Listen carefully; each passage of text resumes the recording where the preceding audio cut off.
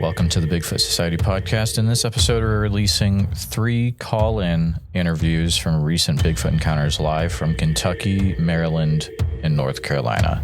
If you've experienced something similar or have more information regarding Bigfoot or other cryptids in the same areas, please reach out immediately to me after this episode. If you've had an encounter and you'd like to be on the show, please contact me at bigfootsociety@gmail.com. And also make sure you check out bigfootsocietypodcast.com, where you can become a member and get extra episodes weekly.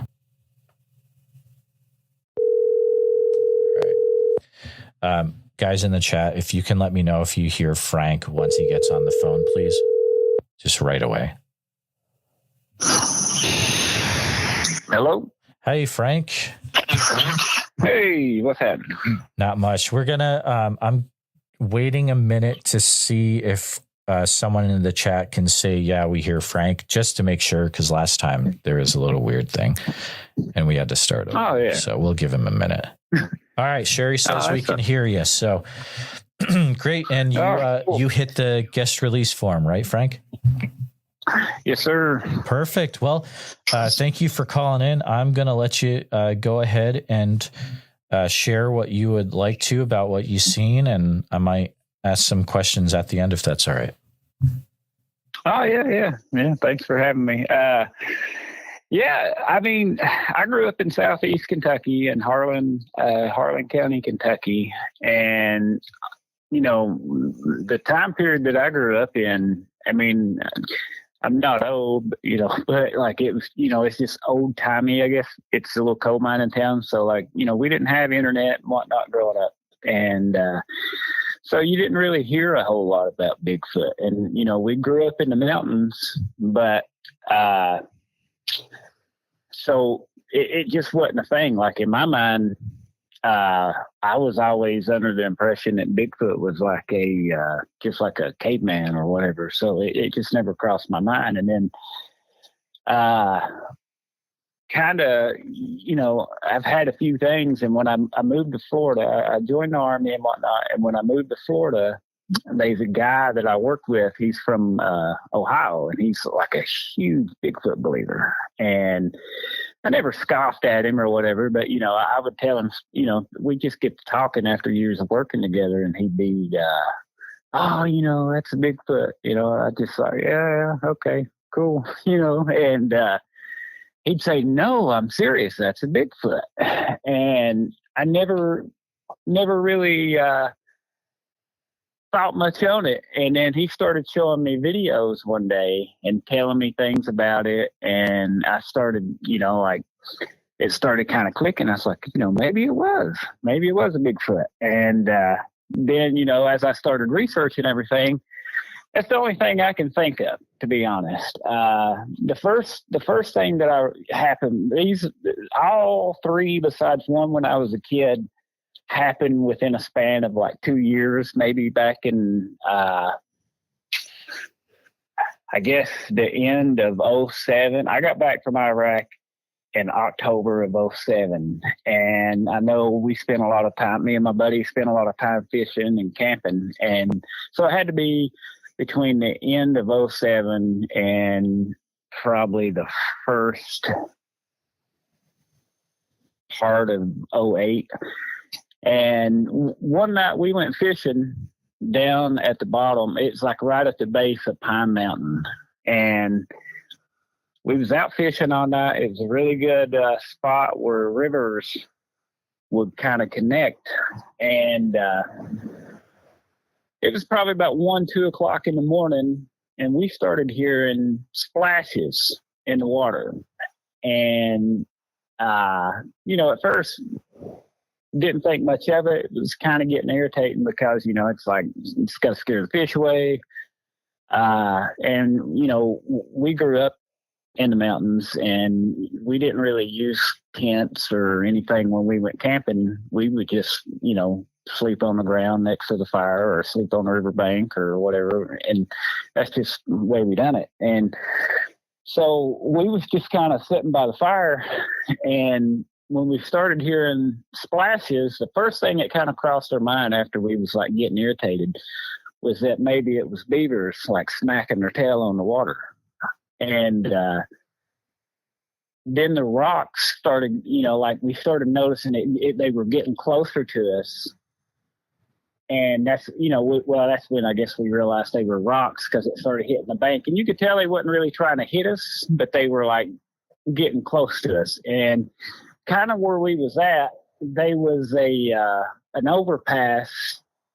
And if a car passed by, you could kind of, at the angle we was at, you could kind of get a glare.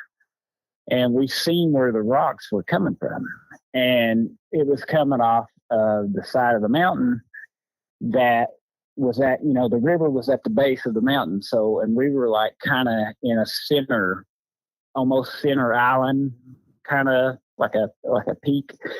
And so we kind of seen where the rocks were coming from. And and the first thing that crossed my mind was like, dude, whoever's throwing those, they're strong, because them some big rocks. And so we honestly, at that time, I thought it was just people screwing with us. And we didn't have anything back, like as far as rocks, because it was kind of like a sandy bank. So we had like full pop cans that we started launching back at in the direction. And I just started getting like a really a bad fear vibe, like something's telling me to go. And I'm one of those type that I've always trusted my gut. So when it's time to go, it's time to go. And you can call me a sissy, you can call me whatever you want. When my gut tells me to go, I'm going. And so I started to leave, and they was like, come on, it's just somebody. I was like, well, you can stay or whatever. And I just took off. I started walking back to the truck.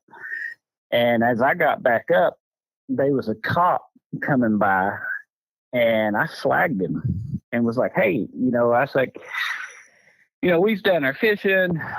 People's throwing rocks at us, whatever. I was like, can you go this way and flash, your spotlight? And he did, and he couldn't find nothing. And, so not saying that it was or wasn't, but that was the first kind of the thing that got me thinking when I was telling these stories. And then maybe like 2 months later, I was working for a security spot. It was a company called Securex, and basically they would take you and you would sit out in the mountains and kind of watch to make sure like copper thieves and whatnot didn't come and try to steal copper out of the mines or mess with mining equipment and stuff like that. And at first I thought it's going to be like what I'd see when I work at the mines, like people sitting in a trailer or something like that, but it wasn't. And you had to sign a paper saying that you wouldn't take a gun on site or you wouldn't carry with you. And I thought that was fine until I got up there, and I realized I'm sitting in the middle of the mountains by myself in my vehicle, and I'm working from 6 in the evening to 6 in the morning. And I had a little $300 truck that nothing worked on it, like none of the gauges or anything. And I remember it was in the middle of wintertime. And one of the nights that I was up there, it happened back-to-back nights. My truck, it's old. So it was like, I turned it off because I didn't want to waste gas. And I went to start it and it was dead. So I was pretty much, stuck. And the lights didn't work. I didn't have a gun or anything like that. So to be honest, like it was kind of spooky. And I started hearing footsteps and limbs breaking. And, I thought, figures. And the lights on the truck wasn't really that bright, really didn't have a good flashlight. And to be honest, like I really didn't want to get out and check because, whoever's going to be up there where I was at, it was a good 30, 40 minute drive through rough road, like back roads in the mountain. Like you're driving up the mountains. Like I literally had to put cinder blocks in the bed of my truck to make sure I could grip good enough to get up there. And so no one's going to be up there. And if they were up there, they're not walking. And if they, so you would have heard a vehicle or something, or a four-wheeler if somebody was up there. And at that time of night, you would have seen lights, because nobody would have been up there just walking without lights. And I started hearing footsteps, and they was coming around my truck. And to be honest, I locked my doors, and I shut my eyes, and I pretended to be asleep. And I figured, if something came close enough, I didn't want to see it anyway.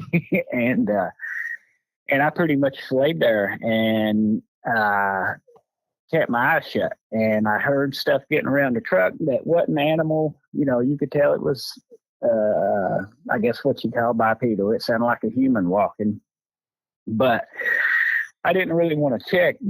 And I couldn't really wait till morning. And I kind of just, I guess, eventually dozed off. And then I woke up to something beating on my truck, and it was a guy, he was doing his rounds, and he gave me a jump, and I left. So the next day when I came up, it was a different spot, but the same mountain. And this time I wasn't at Pine Mountain. These two times I was going up Highway 38. It was a place called High Splint Coal Mines, but it was at the top of this mines. And the second night that I was up there, I was in a different spot, and off in the distance, there was what they called like an auger miner, which it drilled holes into the side of the mountain and pulled coal out. But you had like a little light that was maybe a football field or so away. And I remember sitting there, and it was all three times it happened around the same time. And it was about anywhere from 1 to 3 at night. And this time I started getting rocks thrown at me again. And at first I thought it was rocks, maybe, the way, like if you was walking through gravels and, you might kick some rocks and you would hear them scoot across the ground. That's kind of like what I would hear at first. And after maybe 2 or 3 times, I turned my lights on, and I seen the rocks coming from a certain distance. And I knew from the impact that they would hit the ground with and bounce that they had to be thrown pretty hard to get there. And that's when I realized that somebody's throwing rocks at me again.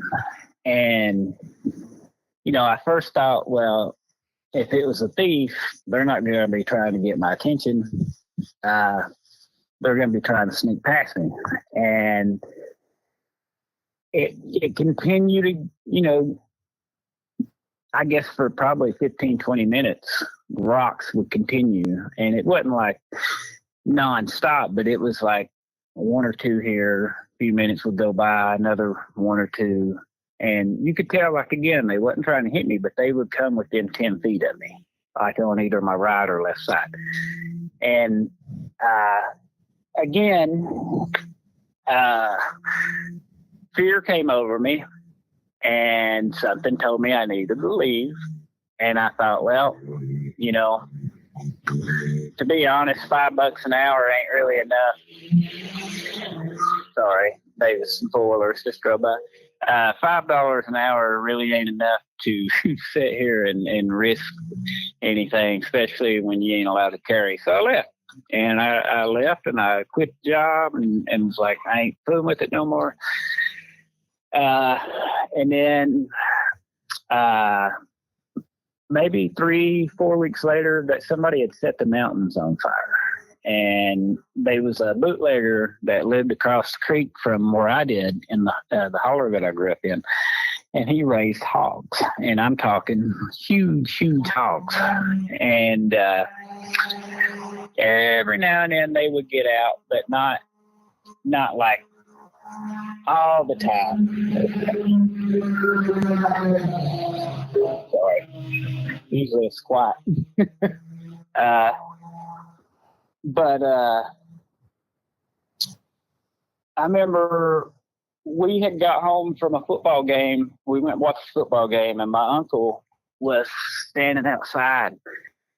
And he started hearing something up on the mountain in front of the house, and he hollered at me because I walked inside, because we was actually out there just watching the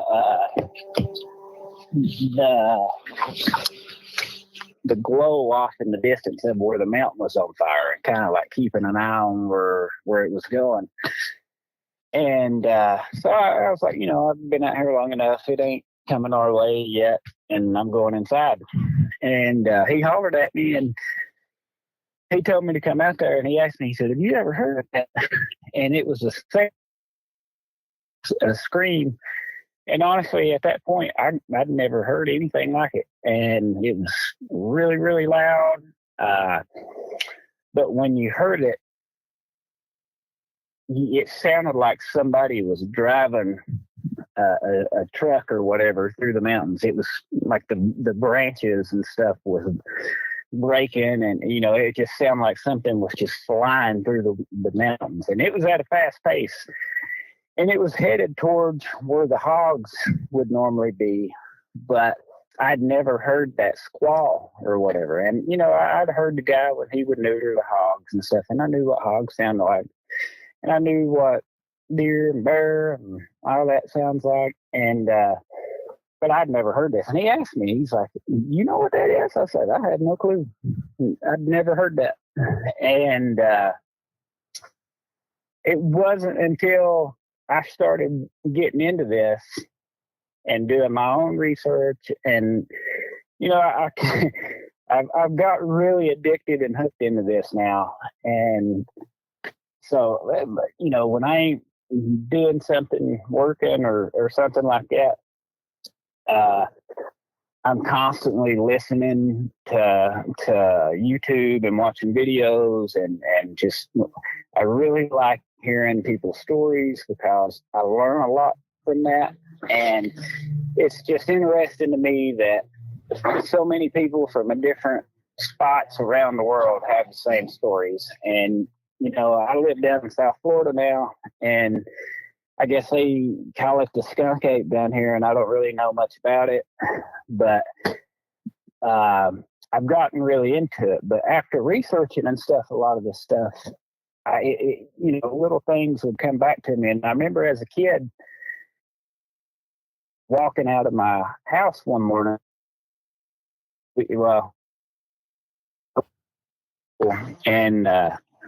but at the base of the mountain, because like when you walked out our backyard, you walked in the mountain and you walked straight up. And if you walked out our front of the house, it was a little bit of yard, a creek, and a mountain.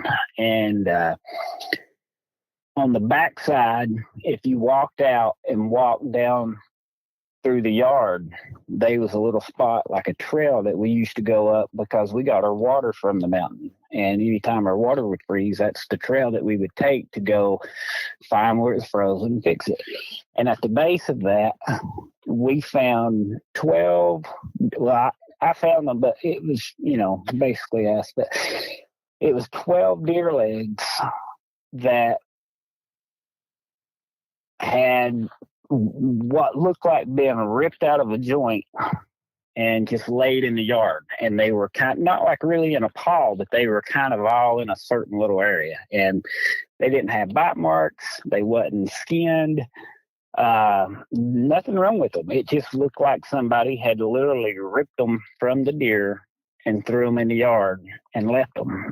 And I'd never seen that, didn't know nothing about it. And we just took them. We thought it was just, that's odd. And took them and threw them back up in the mountain and left it. But the more that I've looked into these stories and stuff, like I've heard people talk about how they, I've heard a few stories about the deer legs. But I've never seen one, and I'm trying to get in with the BFRO and do some expeditions and find people that I can go and I'm going to start looking for them regardless. And just because, I was in the infantry, I was a sniper in the Army, and I understand hiding and those for the longest time, my theory was, if there's a Bigfoot, with all the technology and all that we have, we definitely would have found one by now. And when I would say that to that guy, he was like, "We've seen them. There's videos. There's this. There's that." Again, I had never got online, looked up anything or whatever, and when I got online and started looking this stuff up, I was like, it really convinced me. And I don't know, I'm going to stay open-minded with it. I don't know. I know people believe they're different things, but for me, I guess I'm just really interested in it. It's got me hooked right now. Part of me wants to see one, but from a safe distance, but yeah, I mean, that's all I've really experienced. But looking back on it now, and after all the stories and stuff that I've heard and watched, I just can't think of anything else that it would have been, Frank, you've had some really interesting stuff happen. Thank you for sharing that. Harlan County, Kentucky. I mean, some of the wildest stuff happens in that area, and not just with Bigfoot. Also, there's a lot of dogman stuff that happens there too. But that's another thing that I'd heard. Like I said, it was just something that never really. It started making sense now when when I look back on going camping and stuff as a kid, because when we would go camping, like my friends and his parents, like they would always line their four-wheelers up in a circle, and if you would hear any type of limb breaking or anything like that, they'd try to sneak over and get on their four-wheelers and hit the lights at the same time. That way it'd be like a 360 perimeter type thing, and I'd always, now that I look into it, I realized that where I grew up was a big hot spot. And the guy that's really into it, he's like, "Dude, you were right there where where it's at." And I thought, again, I was like, I guess, but now it's like, now that I've moved away and I'm really into it, I'm not there to go looking around. And I'm sure, I remember we would always walk to catch the bus down to my grandma's, and it wasn't a far walk, but, like I said, they would always talk about hearing screams like a woman screaming, or, like she's getting killed or whatever. And they, my mom and them would always say, "Oh, you better hurry up and get to your grandma's or whatever." Because at the time, I thought they were saying woolly booger, but now after watching stuff, I guess they called it the wood booger or something. And I always, I just thought it was a joke or and they would say, "Oh, it's a mountain lion or it's a bobcat," and it could have been, I don't know. But as a kid, I didn't really waste a lot of time getting there, so I would run. And but now looking back at it and looking at some of the stories, I think I was listening to a podcast where a guy was talking about one coming out of the weeds and breaking a hog's back and smacking it. And I thought, well, with all the hogs that's over there, it's a possibility that, they kind of, because my idea is there's a lot of four-wheeling and stuff going on down that way.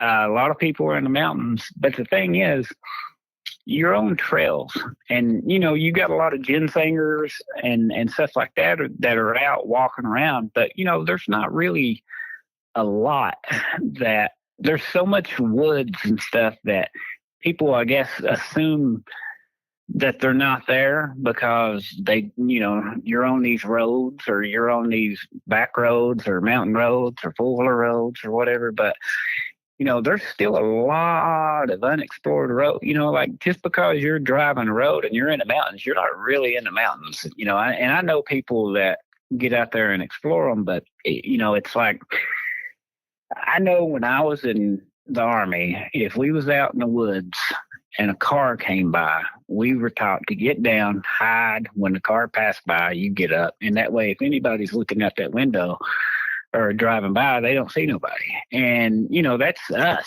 So it's like, if these things live out there, they're way better at hiding than we are. And so if they don't want to be seen, I don't see why it's so hard for people to believe it. And I was one of them, I was always, but like I said, I didn't know a lot about them, I was under the impression it was just a caveman. But now that I remember I called my mom, maybe because, my wife, she makes fun of me, and which is fine. I don't care. None of that bothers me, but she's, she laughs and whatnot because she's like, oh, you in there watching Bigfoot, So I called my mom and was telling her and showing her some stuff. And I was like, yeah, look at this, blah, blah, blah, blah. And I said, do you believe me? She's like, yeah. I was like, and it kind of shocked me that she said it so nonchalant, I guess. And so I don't know. I probably need to talk to her and see, and start asking people and whatnot, because it's untelling the stories that people probably have that they don't come out with, because of the whole skeptic and people thinking that they're crazy and stuff like that. But it was like not even a hesitation when I asked her, and which, like I said, it kind of shocked me, but it kind of perked my curiosity, I guess. Yeah, it sounds like you need to ask your mom to share some stories, or ask why she believes that Bigfoot is real. Right. Yeah. Right.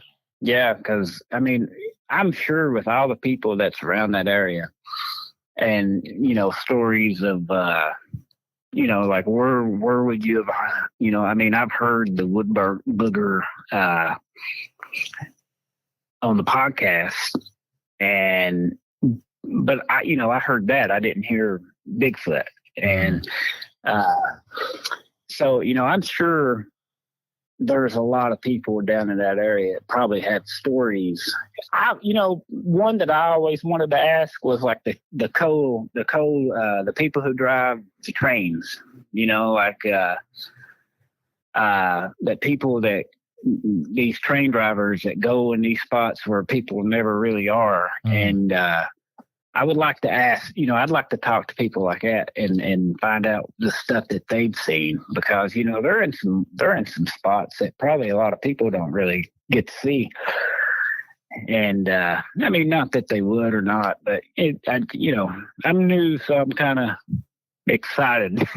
Yeah, absolutely. And it sounds like you might have some cool connections to that area, or the type of people that to talk to that people outside of growing up in Harlan would have no idea to look for those people. So Frank, I'm glad you called in tonight. I mean, I love that. Sorry I took you back, I love sorry, that, I know something breaking through the woods in the loud scream event. That is incredible. I mean, there's no doubt that was probably a Bigfoot up there or something similar. Like, that's wild, man. I had never heard that until I started listening to the podcast. And when I heard some of the sounds from the podcast of, I'm not saying it was a whoop, but it was almost like a howl. But I knew as soon as I heard, it wasn't like the whoops that I heard, but I knew it was on one of the episodes when I heard it, it clicked, and I knew that was it, because it was it was so high, and it was such a rumbling going on, but the sound was so loud. There wasn't nothing to compare it to. And, but at the rate that it was going across the mountain, at first you'd have thought, is that a bird flying? Because it's moving quick, Yeah. But it was too much breaking and too loud of a noise to be anything other than that. And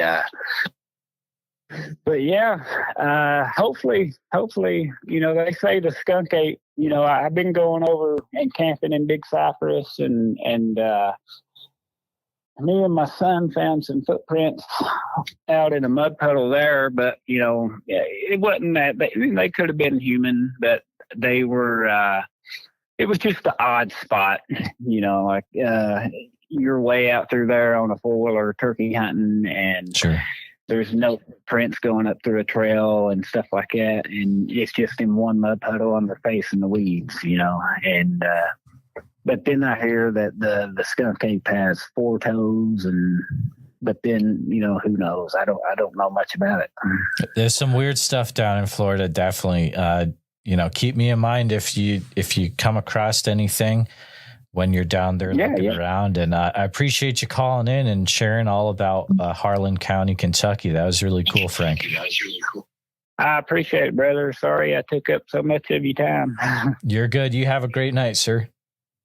You too, brother. So if you don't, here we go. Every time this technology, every time. I love it. All right. I'm going to try. I apologize. I'm going to try to call back real quick. Okay. It's going through my speakers. All right. Here we go. Hello? Hi, this is Jeremiah. Hey, Jeremiah. How's it going? Good. Who's this? This is Joey. Joey on Instagram and Chondros on YouTube. I switched to YouTube because Yeah, right. Thanks for calling in, Joey. And you got the form filled out, right? Yes, sir, I did. All right. So, Joey, I'm going to go ahead. Actually, I need to put on Do Not Disturb real quick. And then so we don't get disturbed during the call. But Joey, thank you for calling in. The floor is yours. Go ahead and share what you would like. Okay, listen, first of all, I want to say I'm a big fan of your podcast, and I'm actually really kind of excited to be able to talk to you. And I've shared my story with one other person before, which I won't comment on that, but I was one of those people that just never knew anything about this, didn't believe in anything. But when I was a little kid, and this is like in the 80s, so it was like mid 80s, I was probably about 12 years old. I used to walk in the woods a lot. And I live in Maryland. And, Maryland's not supposed to be a huge thing for Bigfoot, Sasquatch, anything like that. But I was going through the woods like I used to do all the time, on the weekends and after school and stuff. I used to go to this creek, and I used to wade through the creek looking for turtles and snakes and stuff like that.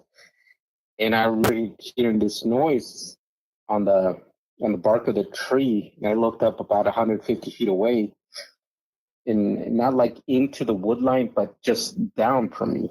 And that's the difference, and that's why I could see it.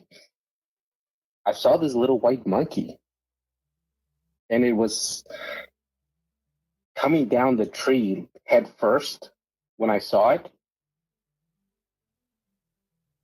And as a little kid, I just didn't know what to make of it. I just kind of looked at it, and I realized it was staring at me. And when it realized that we basically locked eyes, we were just looking at each other, it went around the tree just like a squirrel would. And so I started walking through the creek, and I get out, and I walk to that tree, and I circled the whole tree, and I couldn't see it anymore. I didn't find it. So I have no idea where it went to. But basically what it was is like a little monkey that looked kind of like a baby chimp. You know how little baby chimps look? But it was white. It didn't have a tail. I remember that. It didn't have a tail. And it was white, and it was maybe like 2 feet long from like the head to its little bottom, that they have their little legs and stuff, but like the little body was maybe like 2 feet long. And I didn't know what to make of it because I was a little kid. I had never heard of cryptids or anything like that. I had no idea what that was. All I know is I saw like this little white monkey in Maryland. And we don't have monkeys here. Oh, absolutely. And, yeah. Go ahead. Sorry. No, you're fine. And the thing about it is, as I got older, finally I like heard about Sasquatch and stuff like that. So I started reading books on it. And, as I was growing up, we didn't really have the internet or anything like that. So all I could do was like grab a book here, grab a book there at the library where I could read stuff about it. And I basically left it alone for all those years till I found podcasts, and I started hearing stories about Bigfoot and Sasquatch and everything like that. And then I started hearing stuff about, what Ron Moorhead said about the Sierra Sounds. And I'm like, hold on a minute, there's something going on here, because I'm pretty sure I saw a monkey where I know that there are no monkeys. And, in my ignorant mind, I'm thinking, well, it's just a monkey. But then the more I heard about it, the more stories I realized it's not just a monkey. I realized, wait a minute, I saw something that was pretty crazy. So I start taking the Sierra Sounds where I used to live, which was just at the bottom of the Appalachian Mountains in Maryland. I live in Frederick County, and I start blasting the Sierra Sounds out into the backwoods, into the property. It was about 400 meters back. We had a little creek basically that connected to the Potomac River. And I don't care who looks it up or anything like that. I'm not lying about it. So, but you can look it up, and, the Potomac River in Maryland connects there's a trail that's called the C&O Canal that connects all the way to Ohio. And, there's so many encounters in Ohio and stuff like that. So there's basically a trail through all the cities, whatever you want to call it, that's just wilderness. That's even how the coyotes and other animals have started to move down into our state through that, using that trail. But I get up early, and I'll try to be as fast as I can with this. I don't mean to take up your time. I get up very early for work because the nature of my job, and I have dogs, and I have German Shepherds that are German blood working German Shepherds. Like, they're the kind that the police departments take. And I keep those dogs because I use them for, they're trained for protection. They're trained to protect the animals at the house. They're trained to protect the people at the house. So they're not the kind of dog that backs down from anything. We've run into coyotes. They ran the pack of the coyotes out of the area. They run the bears out of the area because they don't play. And obviously I maintain a pack because that's where their strength is in numbers. And this one morning, this was like in 2022, I want to say, because I had started that in the fall. So it must have been in the spring of 2023. I'm going through the usual routine with the dogs to put them out and everything, and they wouldn't go outside. Like, they just froze and they would not go outside. And then, like I said, about 400 meters away down in the creek, I hear an exchange of what sounds to me like two chimps. Like, the way, a chimp makes a very distinct sound, like from nature documentaries and stuff like that. When they go, woo, like they get like that high pitch when they get excited. But it wasn't like just an animal going off. It was an interaction between two animals, because I heard two distinct voices. There were no words. No, it wasn't anything like that. It was an exchange between two animals that were, I guess, for the lack of a better term, arguing between each other. But what got me was none of these dogs would go outside. Like, they were just frozen and refused to go outside. And, I've seen these dogs take off after a full-grown black bear. I've seen them take off into the middle of a coyote pack, and they say, well, the coyotes will drag them out till the full pack comes in and blah, blah, blah. I've heard all those stories. I've seen it. I know what my dogs are capable of, and I've seen it done. These dogs wouldn't move off the back porch. So I left it at that. Talked to my brother about it and everything else. He was like, I don't know, man. Who knows? And about a week later, I get woken up. It was just after midnight. I get woken up, and all I can hear is just something going bam, bam, bam, like somebody's taking a baseball bat to a tree somewhere, wood. And the area I lived in, everybody's got firearms. One of my neighbors used to constantly shoot his AR out into the targets he had back behind his property. So it's not the kind of place where you're just going to start waking up the neighbors, because the houses are far enough apart that we know if there's stuff going on, especially like with my house. Everybody knew the dogs I had. If people were coming over, they would usually call and say, hey, we're coming over, make sure you got the dogs or whatever. Because you're not just rolling up on this house if the dogs are outside. And so it wakes me up.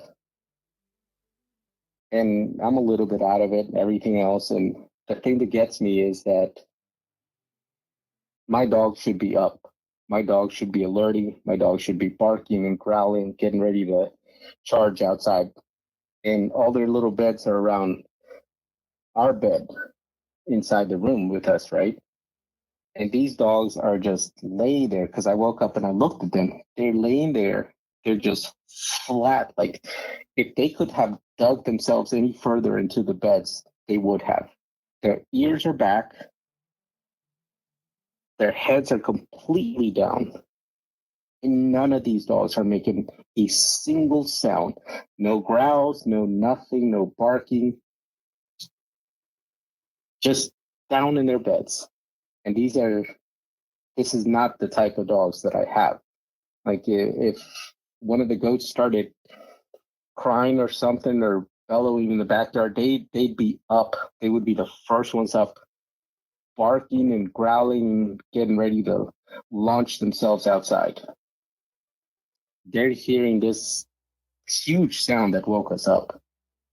Nothing. They're doing absolutely nothing.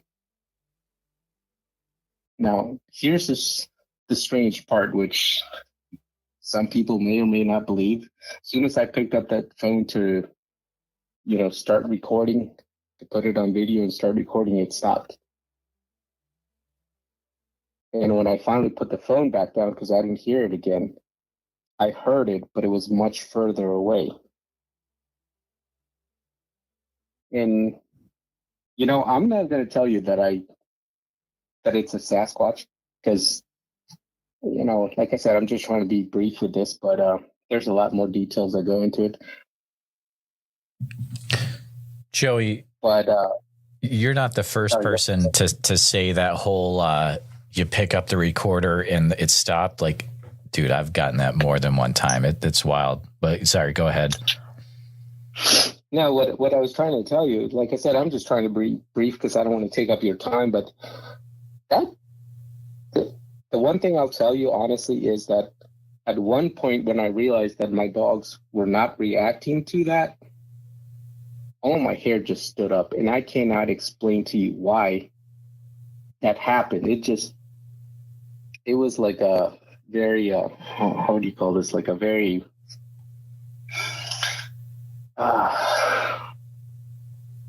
primal, like a very primal fear. Like all my hair just stood up.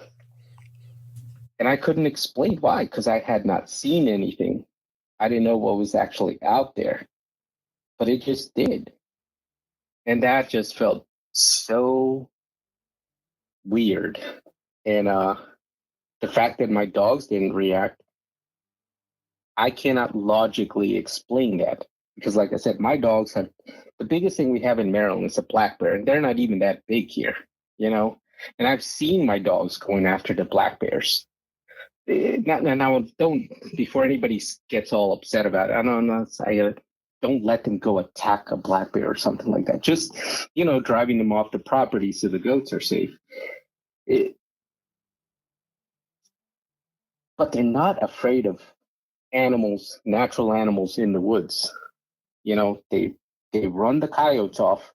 The bears now know that now that the animals are full grown, that they need to give the farm a wide berth.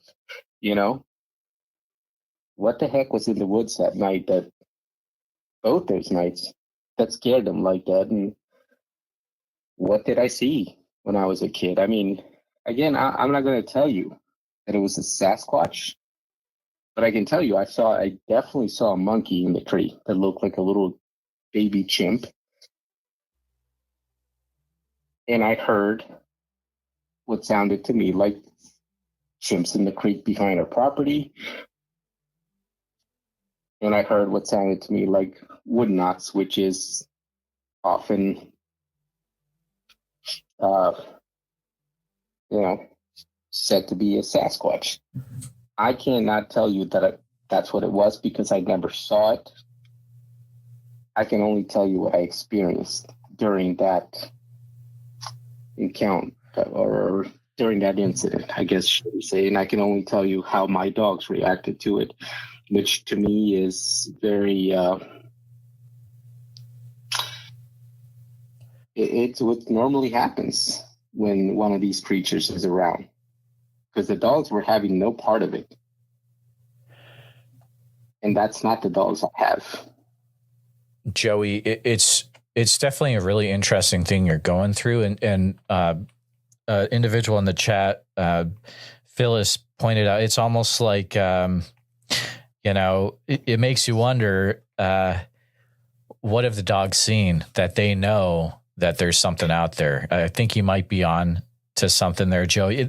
Where you saw the white monkey when you were a kid, how far away from, is that in the same area or? That's actually, I live about 50, 60 miles from where I grew up. I mean, I left and, I've lived in other states and all that, but I came back and now I live at the foot of the Appalachian Mountains. Mm-hmm. But I'm only about 50, 60 miles from where I grew up.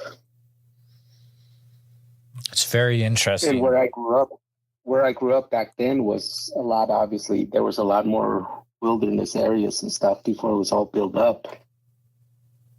So it was definitely a different area back in the 80s than what it is now. I would say definitely keep me in the loop. I think stuff is probably going to keep happening for you unless you put up like game cams or something around your property. They usually tend to go away because of the IR. But let me know. You can send me an email, bigfootsociety@gmail.com if you have any updates in the future. But thank you for calling in and sharing what's going on your property.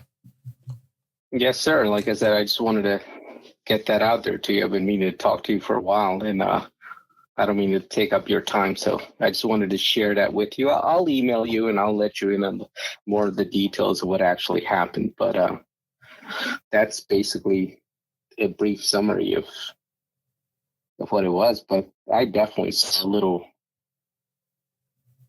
white chimp in a tree when I was a little kid. I just didn't know what it was at that time. That's wild. Also, see if you can, if you're in good relations with any neighbors, talk to your neighbors, see if they're having weird stuff going on too. I'd be curious to know if it's just your place or if it's the people around you too.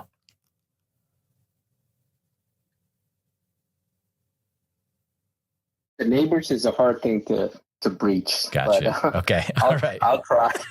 We'll leave it there then.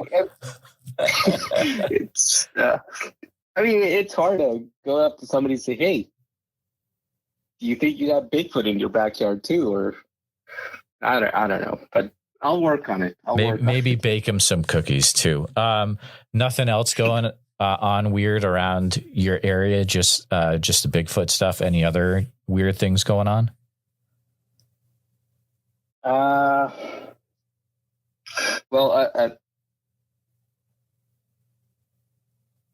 weird lights. I don't know if you get into that also. I honestly don't know if you talk about that kind of stuff. Yeah. So, can you kind of describe what you mean by weird lights?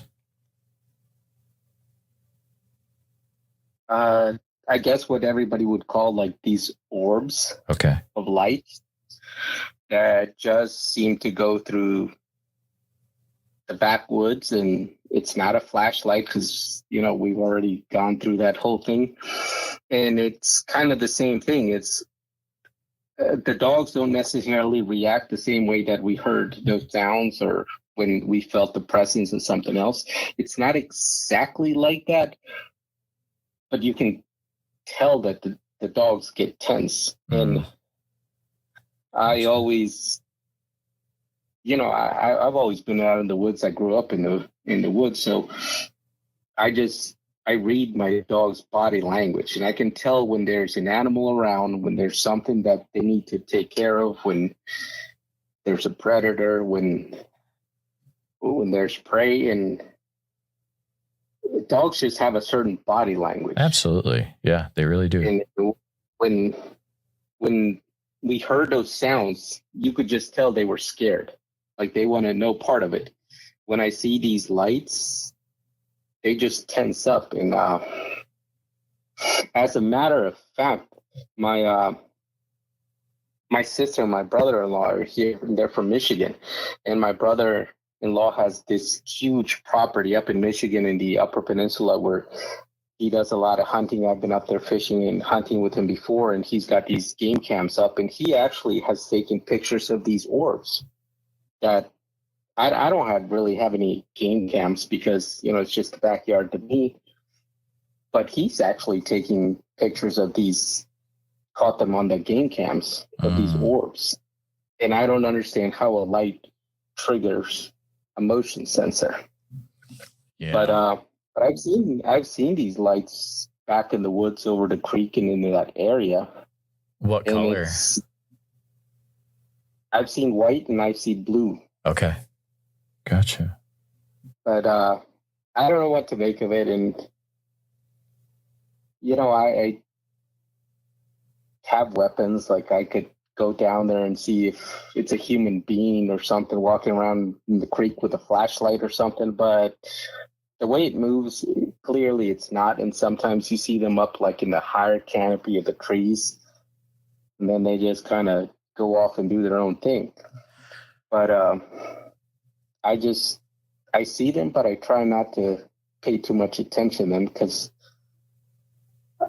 truthfully, I guess I feel like if I pay attention to it, then it's going to pay attention to me. And I don't really want that. Absolutely. But I've seen a lot of those orbs going through the trees. And at times I've seen lights flying overhead and not like the orbs. They're different than the orbs. It's like shoot, you're really going to think I'm crazy now. No, I'm not. Go ahead.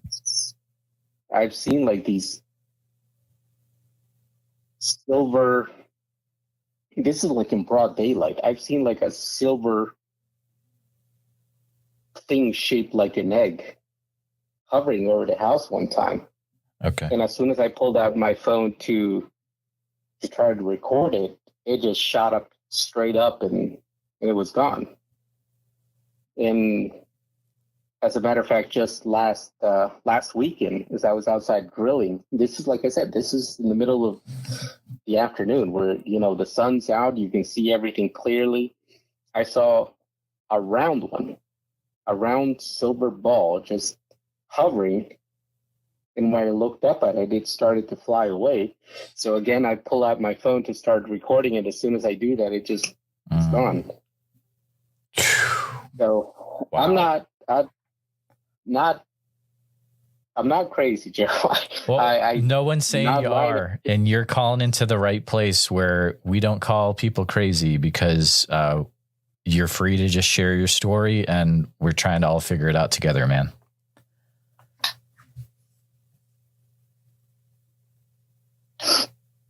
So I guess this would be other strange things that I have seen in the sky. Like I said, I cannot tell you 100% that I've seen a Sasquatch. I can tell you I've seen a little white monkey in a tree.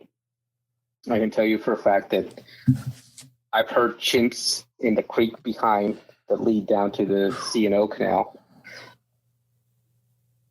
I've heard what quote unquote sounds like wood knocking. Mm-hmm. And I see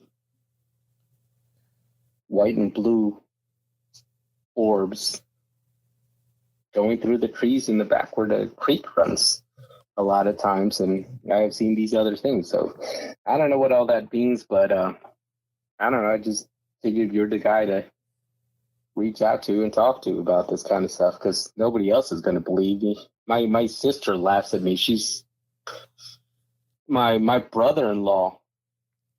He's a hunter too, and he, when they're in Michigan now, but when he was still here in Maryland, they had some property up near PA. He was actually run out of his deer stand by something that was growling at him. And he and I are kind of on the same page, but he just won't talk to me about it.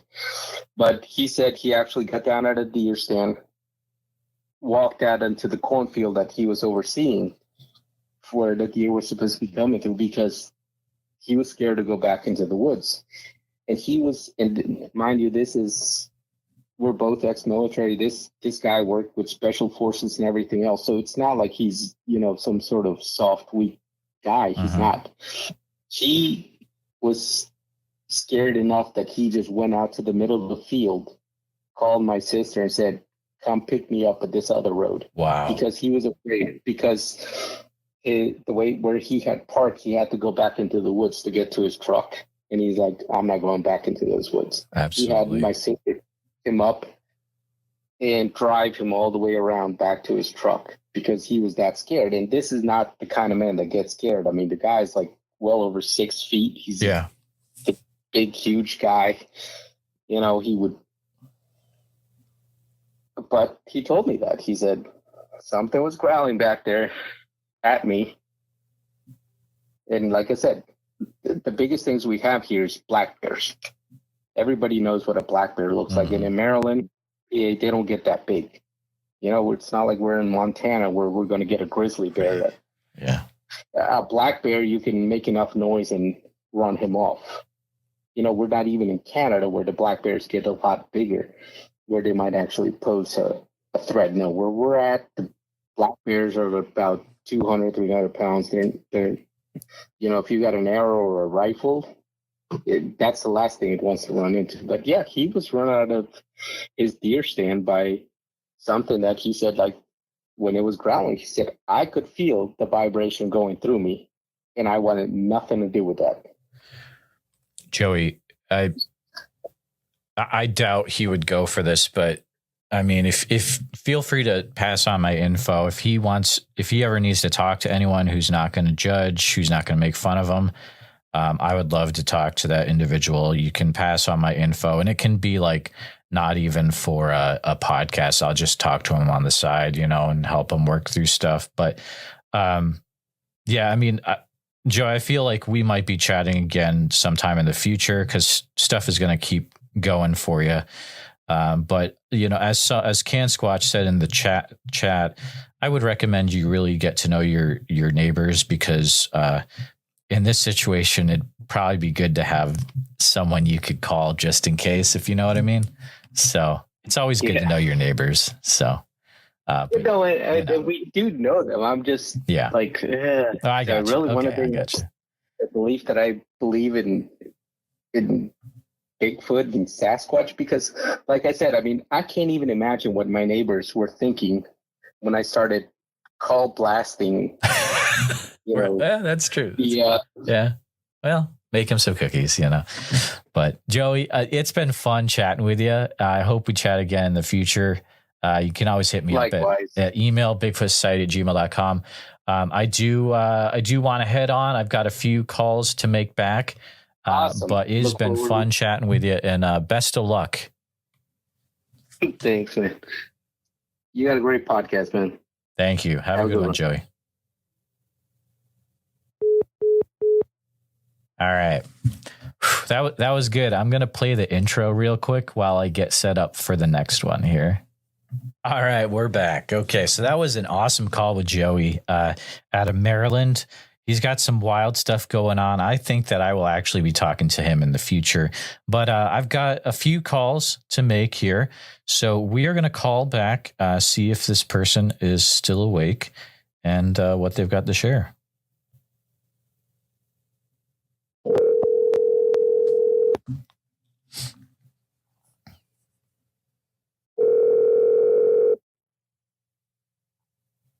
Hello?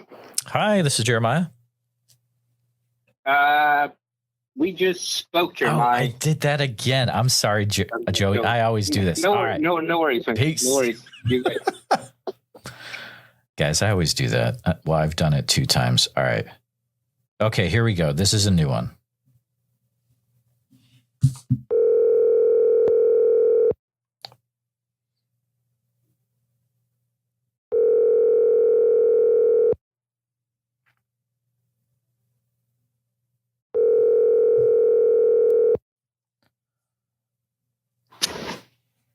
Hello. Hi, this is Jeremiah. Hi. Hi, who is this? This is Carla. Carla, thank you for calling in.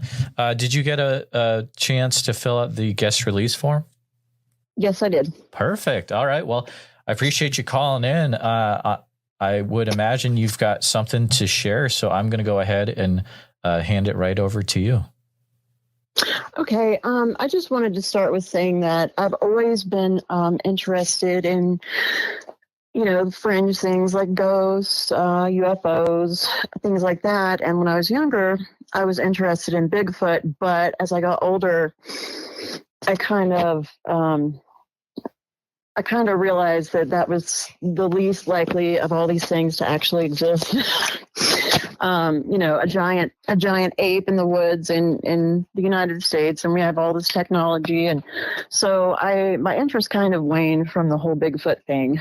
And then it was about 2014. I was watching YouTube, and I just had a video pop up, a suggestion for a Bigfoot video. And so I thought, all right, well, I've watched just about every kind of ghost thing there's out there, so let me just watch this. So I did, and just immediately I started having these flashbacks, and I mean, of something that it was like I guess I had forgotten about, but at the same time it seemed like I had always known. And so what it was when I was about 7 years old. I'm going to say it was about 7 years old because it was right before I moved to Florida. This is in Buncombe County, North Carolina, in the Smoky Mountains. Me and my cousin used to go and, play in the woods. This is right in the middle of, it's basically like a valley or in the middle of a bunch of mountains and my grandmother's house.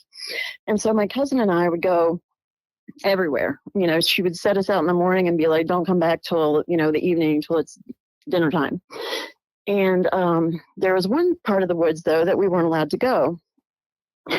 And it was my grandmother's neighbor. He was a grouchy old man, and he didn't want us on his property, or that's what we thought. So one day we knew he was going to be gone. And so we're like, okay, this is our chance. So my cousin and I, he was about 8, my cousin. And so we got on his little dirt bike, his little mini bike, and we went back behind that neighbor's house. And so we found this little clearing. I want to say it was probably maybe like a quarter mile back, maybe not even that much. But we came upon this clearing, and we got off the bike, and we were just, standing there walking around, looking around. And all of a sudden, I remember both of us just got freaked out, and we were both kind of like, do you want to go? Yeah, let's go. And then that's when it was the most, I swear I thought I was going to turn around and see an African lion. It was the loudest, most permeating sound that you could ever imagine. It sounded like an African lion roar mixed with an elephant, mixed with, I don't even know what, but so we turned around and there it was. It was not a bear. It was on 2 feet. It was, looking back, like I remember at the time thinking that it was twice the size of me. So, I mean, it had to be probably 8 feet tall. But it was just standing there. It had both of its arms down to its side and its mouth open, just roaring. And I don't really remember getting on the bike. The next thing that I remember is I had, I was on the back of the bike, and so I had a hold of my cousin's shirt with both fists, and I had my head looking down because I was scared to death and I didn't want to see anything. And you could actually feel like footsteps coming through the wheels of the bike as this thing ran after us. But I assume if it had wanted to catch us, it would have. But I never saw it. Obviously, I never turned around and looked because I was terrified. And then that's about the end of the memory. And so when I remembered this, I immediately, like I said, that was just before I moved to Florida. And so my cousin and I ended up losing touch over the years. And so immediately I got on Facebook and found him and contacted him. And I was like, did this really happen? And he just sent me like capital letters, wince in his back. He's like, I can't believe you forgot the day we saw Bigfoot. So, like I said, that was in 2014. And ever since then, I've just been completely obsessed with the subject. And even though I know that it was something that really happened, because like I said, he was there and corroborates every, aspect of it, I still kind of just, I guess I'm just trying to see another one so that I know I'm not crazy. But, so yeah, that's that. I've had a few things happen, since then, but that's the big thing. That is wild. My goodness. So you mentioned the county. Is there a specific part of the county that you can kind of share? Or? Yeah, this was in Candler, North Carolina, Candler. Yep. And I also, let me just say this. We used to hear, before this happened, we used to hear something screaming. And like I said, because she was down in a valley, it sounded like it was coming from all around. But we would hear things screaming in the summertime, like summertime going into autumn. And my grandmother would say that it was panthers. But now, as an adult, looking back, I know what a panther sounds like. And that's not what it was. It was kind of like the Ohio Howl. And also, she was very adamant about having the curtains closed before nighttime. And we would say, why? We would question her about it. And she would say, we have to get the windows closed before the summer man comes, or he'll peek in at you. And we were like, well, what's the summer man? And she would just say, oh, he's somebody that walks around and looks to make sure little kids are in bed. So, of course, we thought, she was just trying to get us in bed or whatever. Well, a few years back, I was watching something on Bigfoot, and come to find out that is what some of the tribes call Bigfoot, the summer man, because that's when he comes around. And so just between that, and she used to also talk about the catamounts. And we would say, well, what's a catamount? And we thought, it was some kind of cat, because catamount. And we would ask her, is it a cat? Is it a mountain lion? Is it a panther? And she would say no, but she wouldn't tell us what it was. And now I've come to find out that that's also something, a catamount is also something that you call Bigfoot. You can also, a lot of people also call mountain lions catamount, but it's interchangeable with mountain lions, also Bigfoot. But so looking back, I think that she knew. And my father, who was raised in that same house, he says he remembers being about 2 years old and being in a crib, and he would look up at the window at night and see a monkey man looking down at him, and on more than one occasion. So yeah, looking back, I think she knew, and I think that activity was always happening around there. They did, let us, like I said, they would let us go and play with no boundaries, really, no restrictions. But my grandfather would always say, if you're out playing and the woods go quiet, run, get out of there. And he used to always drill that into us. So yeah, I think they both had some experience with it. And my grandmother grew up in northern Georgia, so I think she knew what these things were, and I think she knew they were around there in Buncombe County in North Carolina. So yeah, that's about it. Oh my goodness. Is that still in the family, that property? Yes. Really? Yeah. Matter of fact, the cousin that was with me that day, he owns that house. He owns her house now because she's obviously passed. But I got to talk to that cousin. You got to pass on the info to the cousin, because the cousin is still having issues. I guarantee it. Oh yeah. I haven't talked to him in a couple of years, but yeah, he's just a message away on Facebook. So, oh, please. But yeah, it's really weird because, like I said, it's like now that I remembered it, it feels like that memory was always there. And the weird thing was, like I said, Bigfoot was the last thing that I thought was real, even though I had already had this incident and didn't remember it. So yeah, very strange. We got a few questions, if that's all right. That's fine. All right. So yeah, here's some interesting ones. So Squatch and Holler says, was there water near the woods you weren't supposed to go into? There were, like now that I go and look at it on Google Maps, there is water. I didn't know it at the time, but we were told never to go into the cornfields up at the top of the hill. And I feel like I remember having been chased out of the cornfield a couple times, but in my memory it was by a man. So I don't know. I might want to ask my cousin about that. So yeah, I would think so. that could be interesting too. Yeah. Going back into what you remember, Can Squatch has a good question. Did anything stand out about the mouth or the face from what you saw?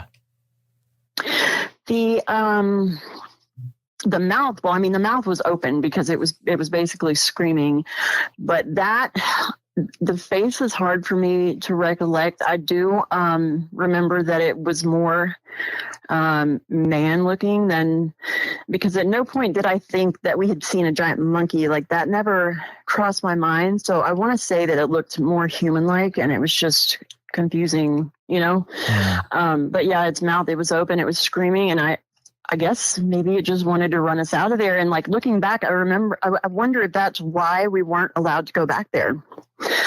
And actually, now that I think about it, yeah, there was a pond with I don't know what kind of fish it was, but he had his own little pond where he used to go fishing in, the older gentleman by my grandmother's house. So yeah, and that was all right around in that area. So yeah. And then seems like there was something else I was going to tell you. Oh, in that area also, when I was younger, I remember my grandmother telling me about how a little girl had disappeared. Her mother was out, I guess she was putting clothes on the line or something. And I think this probably would have been, I was little, so I was born in 1977. So this was in the late 70s, early 80s probably, unless it had happened earlier. But my grandmother would tell me about this little girl who had disappeared up down the holler somewhere, and her mother had been out hanging clothes on the line and turned around and she was just gone. And I mean, within 10 seconds, and there's, from the way my grandmother described it, there's no way that a person could have grabbed that baby and taken off. And then they never found her. So. Oh boy. Also, another question about when you had that visual and that experience. Do you remember how that that scream made you feel in that situation?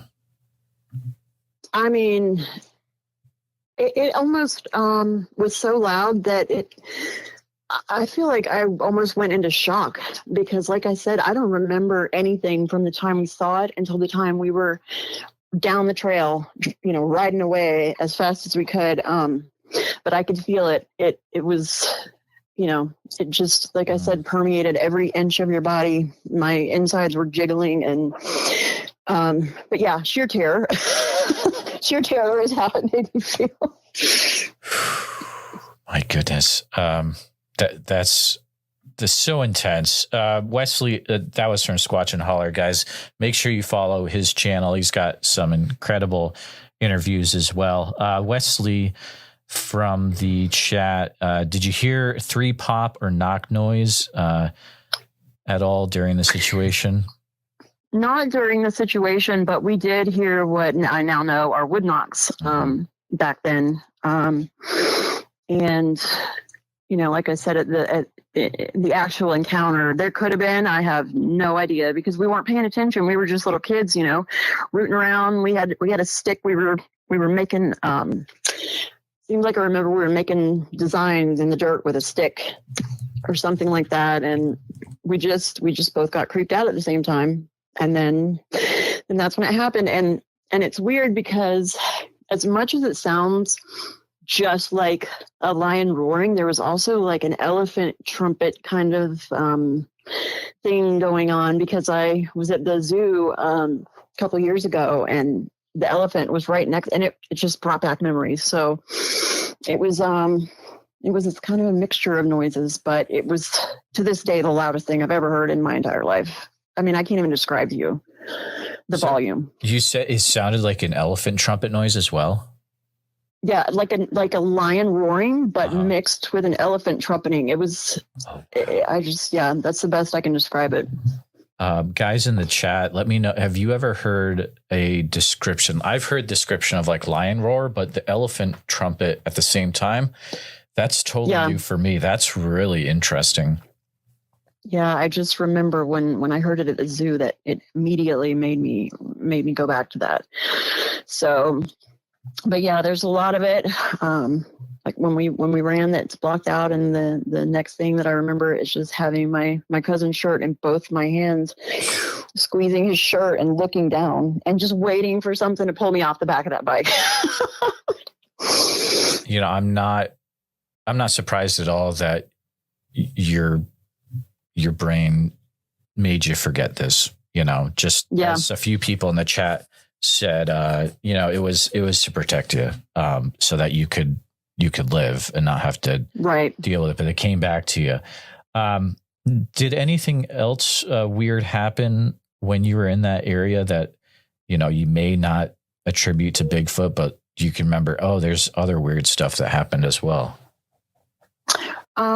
Orbs. We would see orbs, and I remember that because my grandmother would say that it was the ghosts of pioneer women who had been slaughtered. I mean, just trying to scare us. But yeah, we would see orbs in the light. I mean, in the woods, and it would look almost just like somebody walking with a lantern where there wouldn't have been anybody.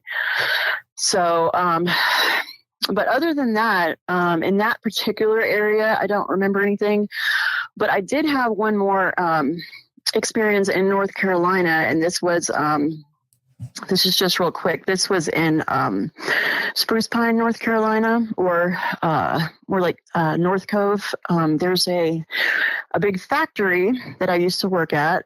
Anybody that knows the area would know what I'm talking about. But we had gotten off one night, and this Finding Bigfoot actually did an episode in Spruce Pine, where I'm at right now, and where this took place. So it has a history of Bigfoot activity. But anyway, I was leaving work. This would have been maybe 3 years ago now. Got off work one night, and there's a big stretch late at night. It's a pretty lonesome road. And so I was driving down the road, and a coworker was in a car near me. And at first I thought what was a bear was about to cross. This is kind of woo, but this is what I saw.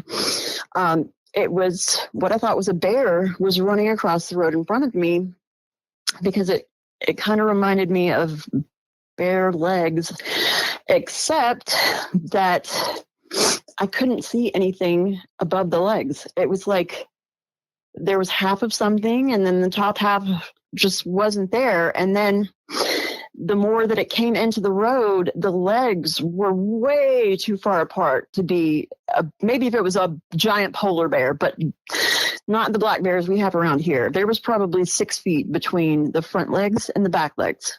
And I slammed on my brakes. The car next to me slammed on their brakes, and he ended up rolling down his window and was like, "What the F was that?"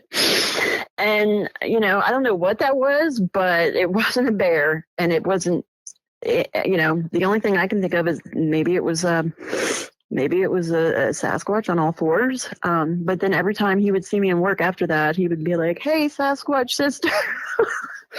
But yeah, so that was another thing. That's about an hour from where my childhood encounter happened. But yeah, so that's another thing that I've seen. Carla, no idea about that. Holy mackerel! Probably it's in my top coolest people encounters I've talked. I mean, Carla, your story is awesome, and definitely if you can, pass on my info to the cousin and be like, "Hey, just in case you're having weird stuff going on, there's a guy that would talk to you and not make fun of you." And I definitely will. So, wow, thank you. And I'll call back another time, because I do have another one that's even crazier than those two. But it's more on the woo side. Yeah. Hey, I love it. Thank you so much for calling up, and we'll talk to you next time, Carla. Okay. Thank you. Appreciate it. My goodness. That was awesome. That was legit. Just want to take a few minutes to say thank you to you, all my listeners, for listening to the podcast. Please take a minute to help out the show by subscribing on YouTube, making sure you hit the bell so you don't miss any notifications, and share the episode on YouTube with a friend. Also, if you're listening to us on a podcast, thank you so much. Make sure that you're subscribed, share the show with a friend. Really, it's all about sharing the show wherever you can. If you've had a Bigfoot encounter related to the following or know someone who has, please reach out to me at bigfootsociety@gmail.com or pass on my email. Here's the list. All right, I'm going to use this space this week to announce that I'll be at the Sasquatch Summerfest in Oak Ridge, Oregon as an attender. I won't be presenting or anything, but I'll be hanging out, trying to interview people that have had Bigfoot encounters. If you're from the Oak Ridge, Oregon area or surrounding and you've had a Bigfoot experience, please contact me directly, bigfootsociety@gmail.com.